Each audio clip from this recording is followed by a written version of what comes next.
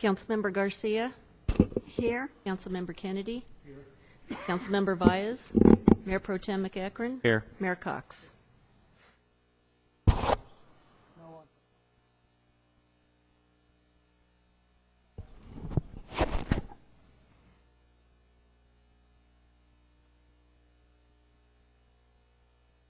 Thank you, Mayor Cox. We have 4 closed session items tonight. They're all set forth on the agenda. 3 are existing litigation in accordance with Government Code 54956.9 D1. The names and titles of the cases are set forth on the agenda. The 4th item is a anticipated litigation pursuant to Government Code Section 54956.9 D1, and it pertains to one potential piece of litigation. To the extent there is reportable action, we will report it either at the conclusion of the closed session or at the commencement of the 6 o'clock meeting.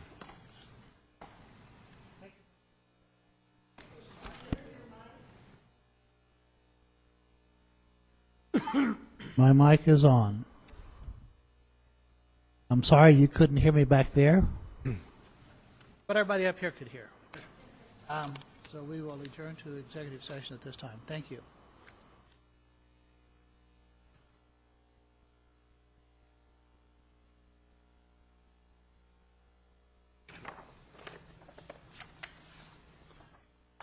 You want me to read it? I'll be glad to.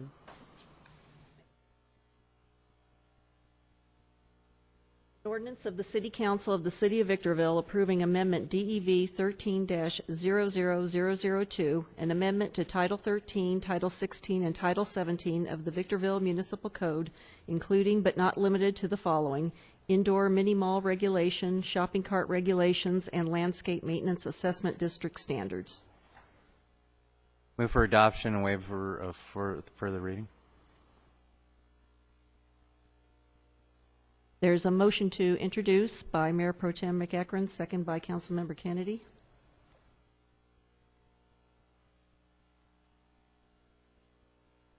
Motion carries unanimously. Item B2 is also a public hearing. It's a public hearing called to hear arguments for and against approving General Plan Amendment DEV 13-00003, the housing element update, and introducing ordinance number 2304, entitled, and I'm going to go ahead and read it, an ordinance of the City Council of the City of Victorville approving Amendment Development 13-0003 and amendment to the Victorville General Plan to update the housing element to coincide with the Regional Transportation Plan with an environmental exemption. I don't have any cards. I do not have any cards in regard to that item. I'm going to open the public hearing at this time. If there anyone who wants to speak for or against the introduction of this ordinance, seeing none, I'm going to close the public hearing. There's no questions of staff or no staff comments. Ready for a motion, I believe. Motion to introduce by Councilmember Baez, second by Councilmember Garcia.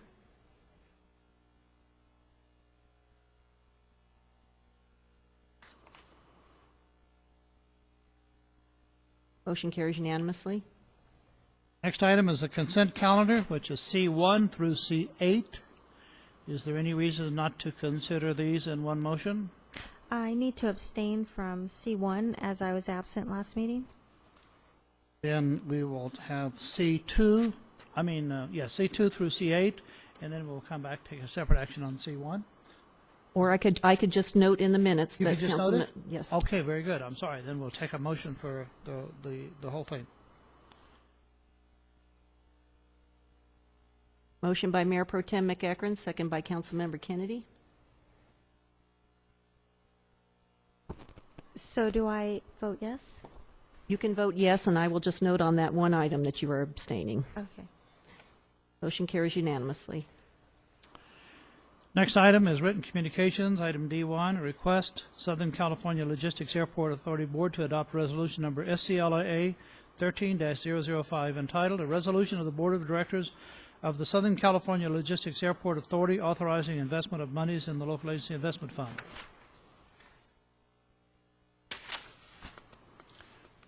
Motion and a second. Motion by Councilmember Baez, second by Councilmember Garcia.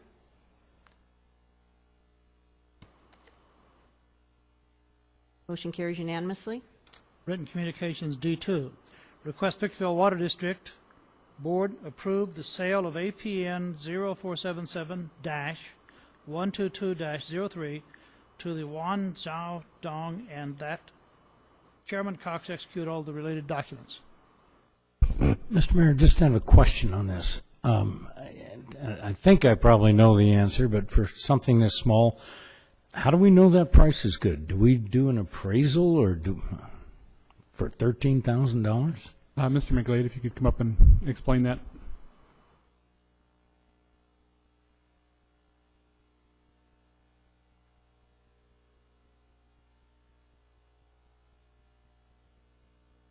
Evening, council members.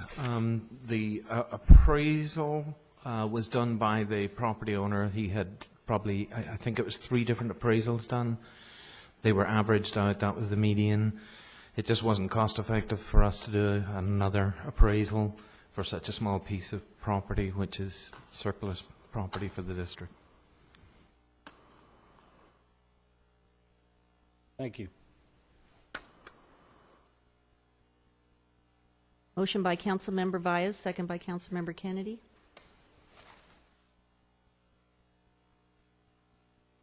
Motion carries unanimously. Item D3, there was no item submitted. Item D4 did not have an item. D5, request the Southern California Logistics Airport Authority, SCLA Board, 1, ratify the acceptance of the grant agreement, 3, 06-0359-021-2013, grant number 21 between the United States of America acting through the Federal Aviation Administration and the SCLA in the amount of $5,679,169 for runway 321 reconstruction project. 2, approve an additional appropriation of revenue in the amount of $1,899,169. And 3, approve an additional appropriation for related expenditures in the amount of $1,899,169 from the FAA grant funds and $211,019 from the airport operational funds.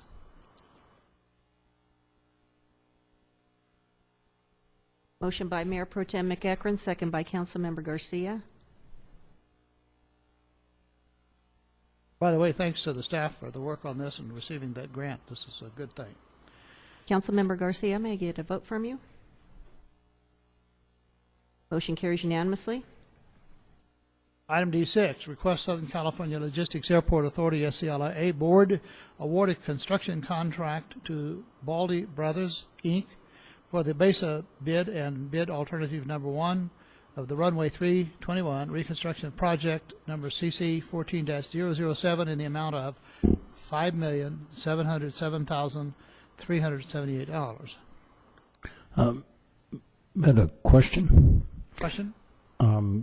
The bids actually are up at $17 million, and we're just approving the first 2 phases of 5.7. It's safe to assume that we're going to get the funds needed to complete all the phases?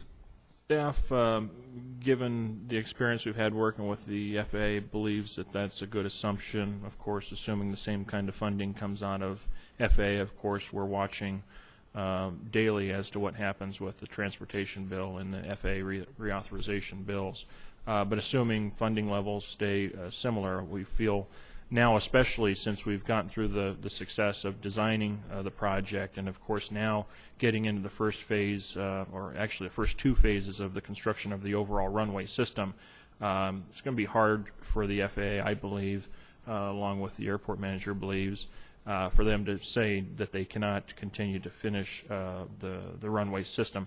This award is dealing with runway 321, which is your crosswind runway. It's about 10,000 feet of runway system.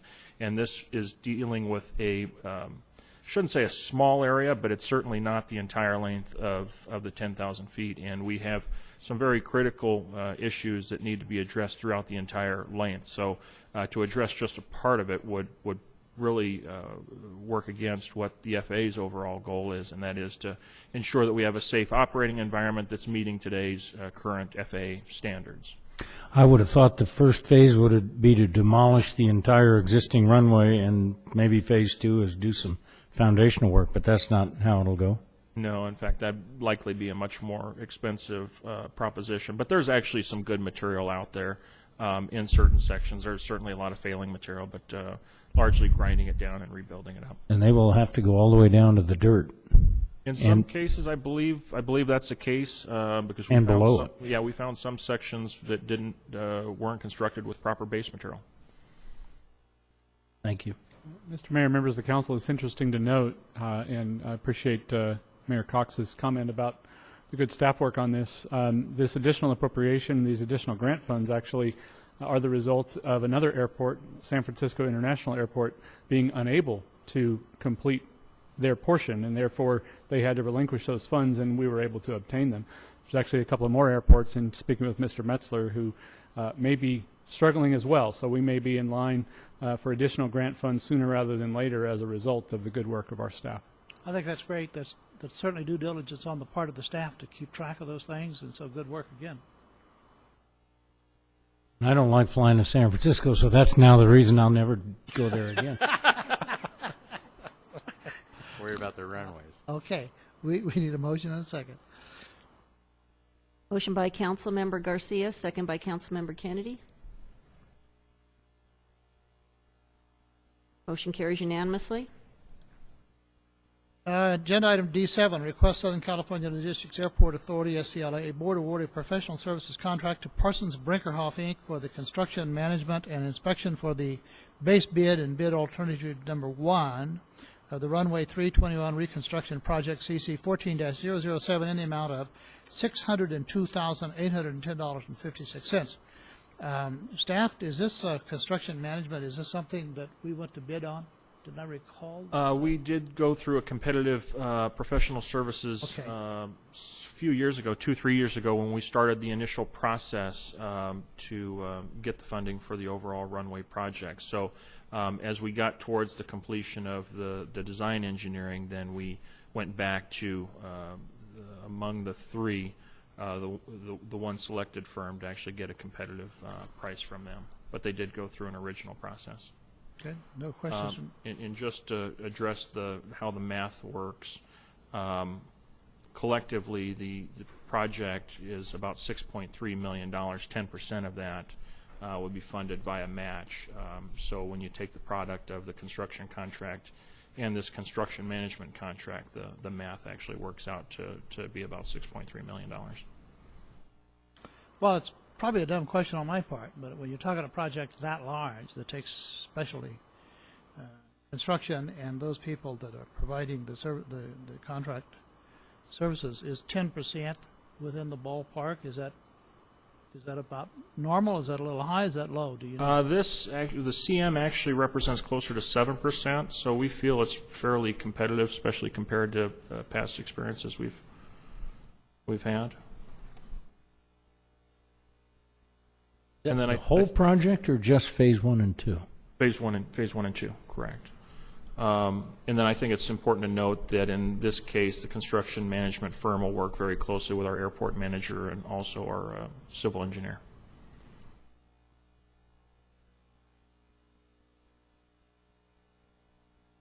Motion by Councilmember Kennedy, second by Councilmember Vyas. Motion carries unanimously. Agenda item D8, under written communications, request the Southern California Logistics Airport Authority, SCLA Board, 1, ratify the acceptance of the grant agreement 3-06-0359-022-2013, grant number 22, between the United States of America acting through the Federal Aviation Administration and the SCLA in the amount of $153,000 for the wildlife hazard assessment project. 2, approve an additional appropriation of revenue and expenditures from the WHA grant in the amount of $153,000. And 3, approve an additional appropriation in the amount of $17,000 for the local match.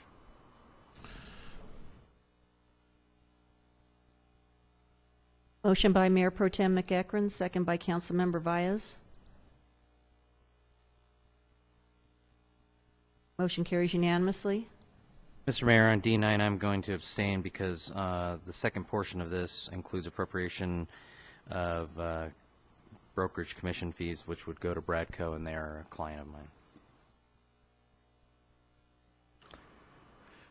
Mr. McEachran will leave the dais and leave the council chambers. Item D9, request Southern California Logistics Airport Authority Board approve 1, entering into a standard lease agreement between Southern California Aviation LLC and SCLA to lease buildings 780 and 789, increasing unbudgeted revenue in the amount of $63,138.95, and 2, approve an additional appropriation in the amount of $20,073.21 for brokerage commission fees. Any questions of the staff or any comments from staff? Being none? Mr. Chairman, I'll just add that this item is brought to your attention after having had the property on the market for some time. The market was slow to respond in that this building has been on, actually these buildings have been on the market for what feels like over a year.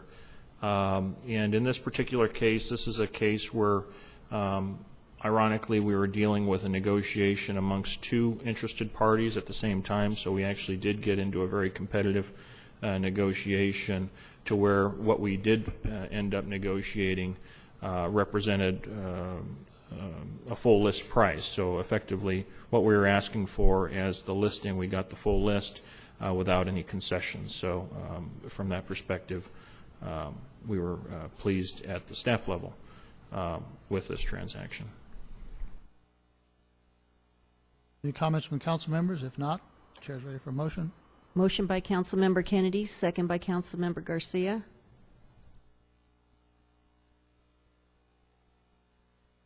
Motion carries with Mayor Pro Tem McEachran absent. Notify Mr. McEachran he can return to the chambers. This is item E1, public comments on items of interest. I do have a card from Deanne W. DeLeon to address the council.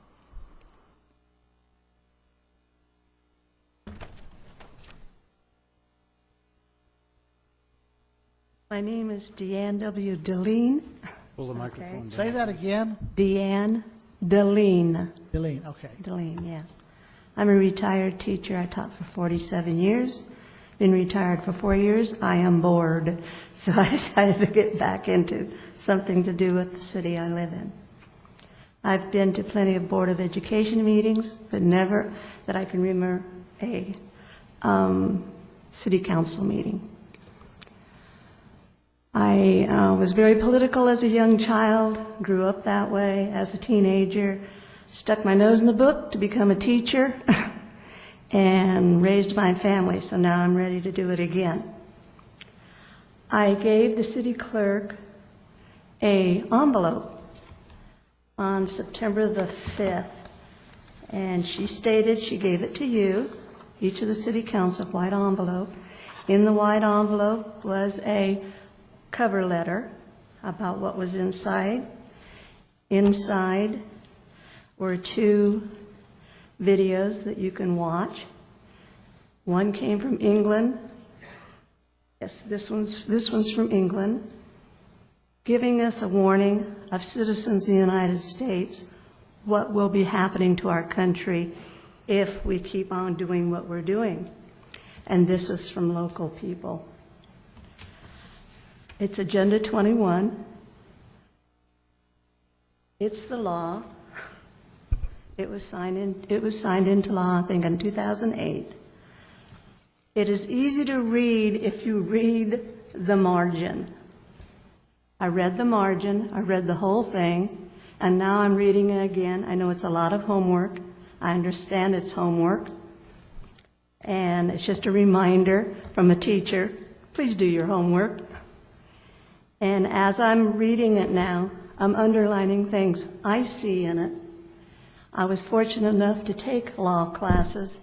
I didn't want to become a lawyer, but I had plenty of relatives that were lawyers and kept trying to get me to become a lawyer.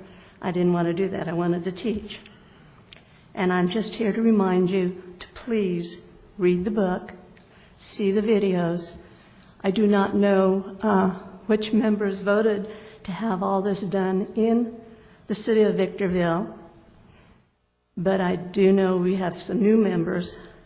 Angela, I know, is a new member of the city council, and I'd like you to reread it, see what you've read if you didn't read it before, see if there's anything else that you can gather from it. Thank you. Thank you. I do not have any additional cards. I don't have anyone approaching the podium, and therefore we will conclude our public comment section. Discussions and possible actions regarding items for the upcoming City Council agenda.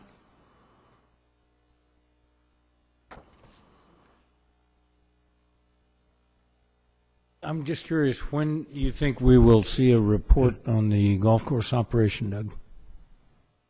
I know that staff has had 2 monthly meetings with the golf course operators, one just last week, and have seen some progress. I don't know, Mr. Metzler, do you have a time frame for when you want to bring that back to the council for a report to show progress? We could probably do it at the next council meeting. There you go. Good. Right. Thank you. Just a comment to the staff. We now have the La Mesa Nisqually interchange open, and well, I've gotten a lot of favorable comments in regard to automobile usage of that, and particularly the change it made in Bear Valley Road. I know our engineer, Sean McGlade, he had, I think, 2 people assigned to that project. They initiated that project in the city, followed it all the way through, and so I'm sure it's a proud moment for you and your staff. Sean, thank you. Reports from the city manager. Just that this Saturday is our Spice of Life festival, fall festival. We've changed it up a little bit this year. As you recall, during the budget process, we budgeted a little bit more part-time staffing to make this more of a city staff run event, managing it with volunteers essentially running the event. It caused, in some ways, although we appreciate the help and we still receive a lot of help from volunteers, it's just a little bit more efficient simply having staff do the nuts and bolts of the event. So this year it's changing a little bit. It's got a large kids zone with bounce houses, all free, face painting, clowns, a climbing wall even. There's also going to be a food court with snacks. It runs from 10 until 2 o'clock right here in the Civic Center. There's over 200 vendors that will be on site, as well as a stage with acts all day long. Hope to see everyone come out to enjoy. Is there an antique auto show? I would have to defer to the mayor on whether or not there's an antique auto show this year. I don't know that there is. I seem to recall last year, or perhaps it was the year before, some complaints about the wind and the antique autos being sandblasted. I think the council could pass a resolution prohibiting wind this Saturday just for the Spice of Life event. That would be great. That would be great. Reports from council members? Reports? At this point in time? Well, Okay. I appreciate you bringing up La Mesa Nisqually. I was going to mention that, but again, thank you to staff and everyone who was involved in that and getting that open. And since there's bounce houses on Saturday, and I will bring my kids over to make sure that they can take advantage of that. But I did want to just remind the mayor that on Saturday, the Arizona State Sun Devils beat the USC Trojans 62-41. You saw what happened to Lane Kiffin. I wanted to make sure that that you knew that, since you attended USC and I went to ASU. Just really appreciate that, Ron. And I would ask our city Really attorney to appreciate reserve his comments about UCLA because it's not important. That's right. It's just totally unimportant. I'm just at a loss of words. Should have let Mr. Kiffin go some time ago. Comments from other council members? As an item, I know we have the golf course report that's coming. I'm told that because of a potential conflict that I cannot be involved in that decision-making. I'd certainly like to have a copy of the report or be brief because I'm simply asked by so many people. And so, Mr. Attorney, you are allowed to receive. Excuse me, I've heard a completely conflicting view on that, and I'm going to ask the city attorney to talk to the authority that I spoke with who was a party of that, and he believes the conclusion was entirely different than that we're not prohibited. That's I'd sure like the to conclusion, and know. I'd like the city attorney We will give to you an handle it. formal opinion. We believe you are conflicted out because of the proximity of your properties to the golf course and the current FPPC, application of the FPPC rules. And we have looked for exceptions. We do not find any. I'd like to definitely discuss whatever authority it is that you believe would exempt you. I would really like to get that because I am asked by a lot of people and just can't respond, and people get very frustrated because I don't respond. You are able to receive the information. You cannot deliberate or participate in the decision-making or in any way influence the decision-making process. That's really what the restriction is. Well, at least I wanted the knowledge of what's occurring. That information will be public information, I would suspect. Second item is, I read an article in the newspaper, and this goes to the city attorney, that apparently there's been a lawsuit between Palmdale and Lancaster in regard to the voting at large for council people or voting from wards. And the judges issued, if I understand it, an order saying they can't proceed with the election unless they do it by a ward system. And I had mentioned this a few months ago, that this was probably coming. I had been reminded that Victorville, this might come to Victorville. We sat down and went over the representation that we've had in Victorville over the years, and at least the individual that was threatening that lawsuit really backed away, because there has been good representation from the time this city was incorporated. And there has been no evidence whatsoever that women or minorities have been prohibited from holding office at the council. And we've had a history of that. So it may be that this was a hollow threat, but from an individual who wanted to be on the council and felt that was a good way to do it. Some cities have had an opposite reaction, and according to what was printed in the paper, the judge's ruling was simply, that is the requirement of the laws approved by the legislature of the state of California. I would like for you to advise the council, no rush, but when it's convenient to do so, on whether or not we may be affected or not, and what does that law say, because most cities have not are elected by wards, and there have been ample evidence that it's having an opposite effect of what the legislature hoped it would have. It's worked against the very thing that they said they wanted to see accomplished. So if there's no objections, we'll do that at some future date, and at this point, we're going to adjourn the meeting. Thank you very much for coming and participating. You all have a good evening.